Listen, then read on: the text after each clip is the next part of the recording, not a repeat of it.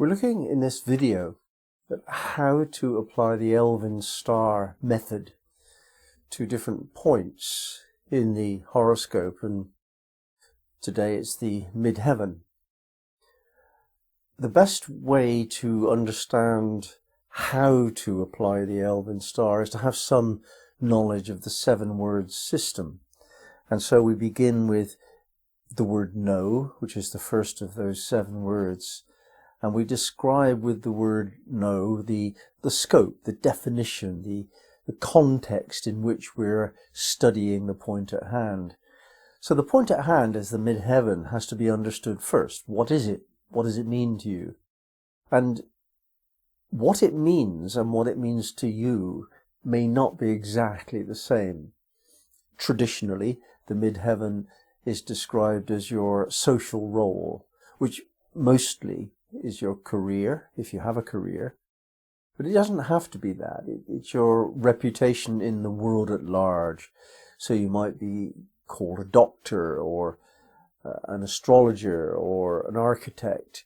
And this kind of usually defines your career. But you could be a homemaker, or you could be a homeschooler, or something which isn't really a career, but it's what you are, according to the world's definition.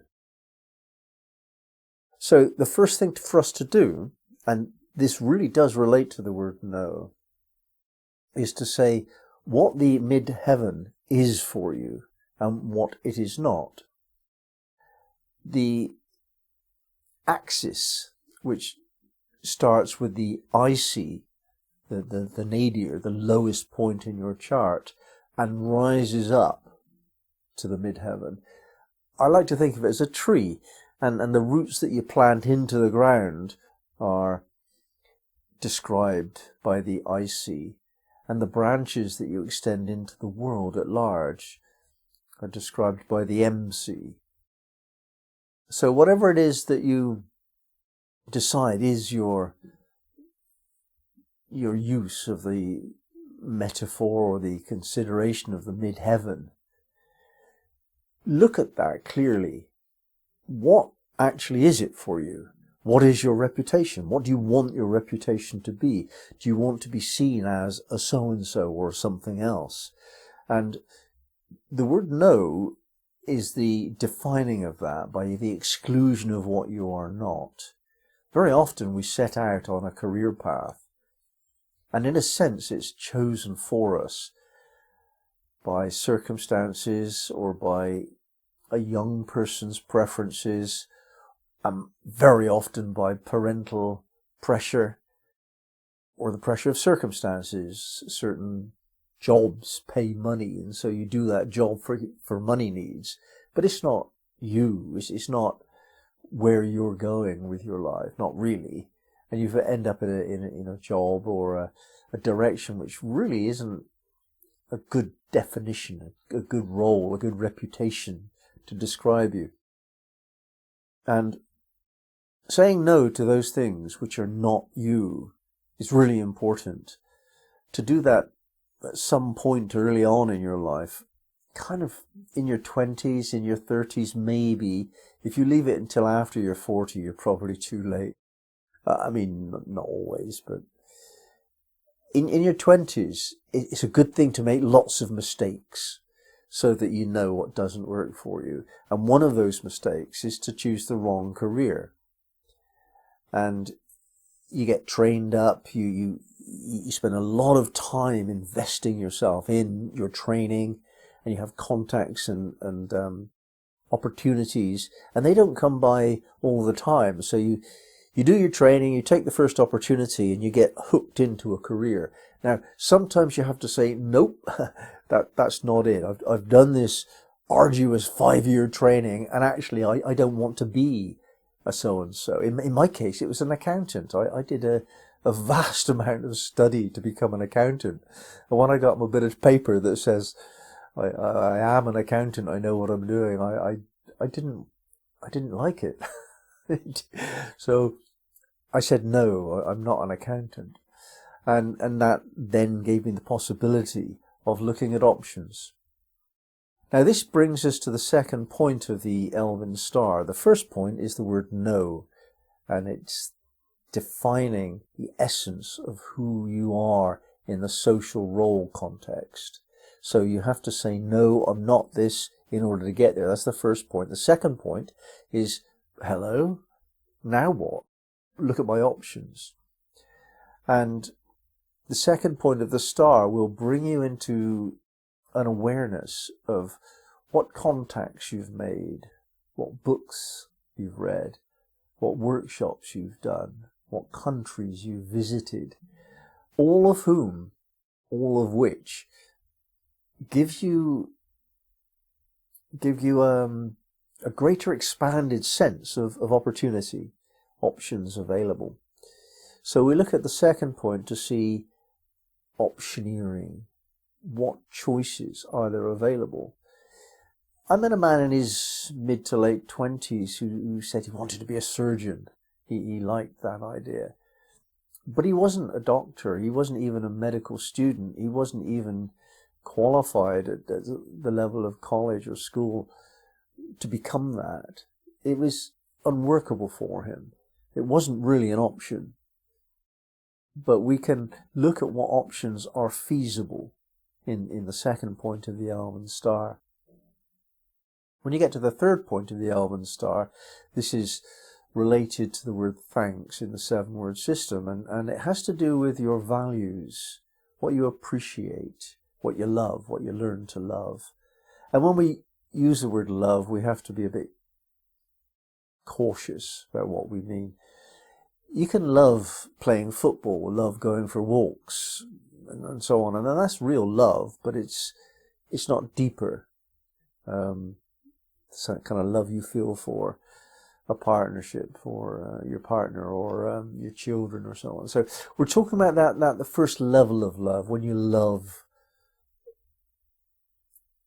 certain things that are not people. That's more third plane, for example.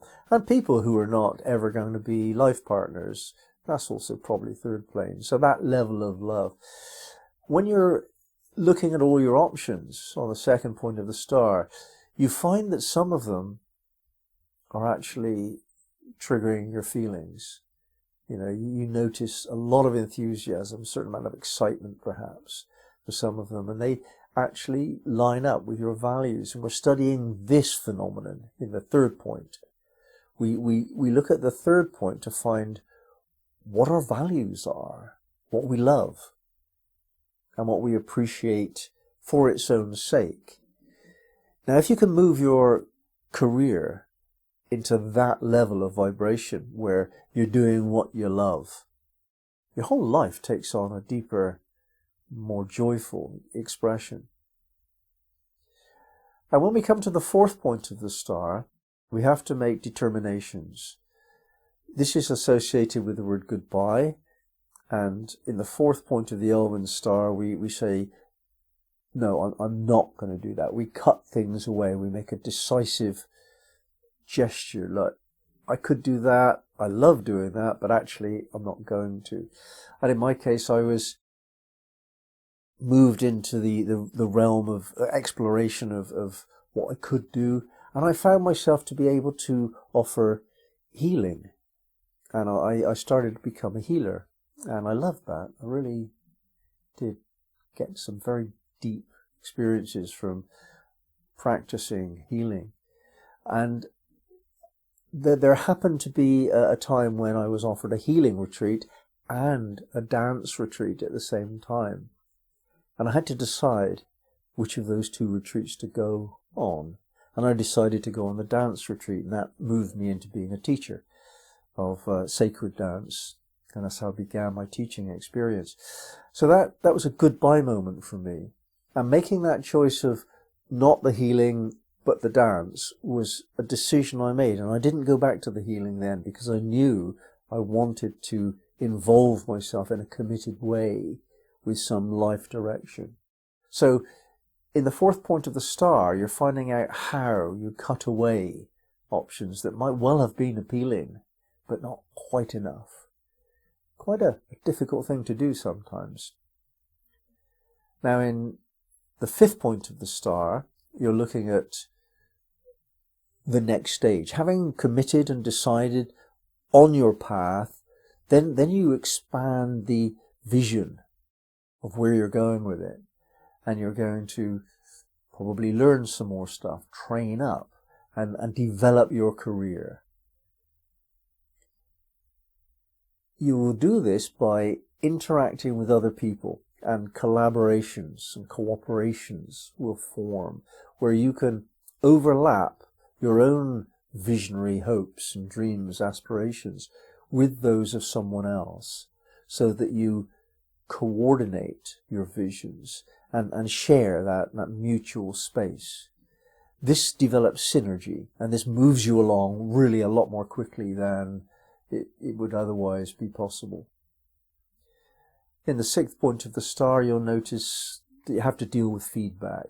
Some things that you think you want or you need or is right or whatever, they just don't work, not the way you thought, and you get feedback about that. You make mistakes.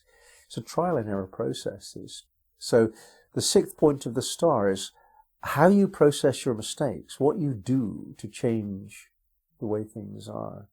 And then in the 7th point, you're beyond all of that. You know what you're doing, and you notice that what comes to you is greater than what you intended.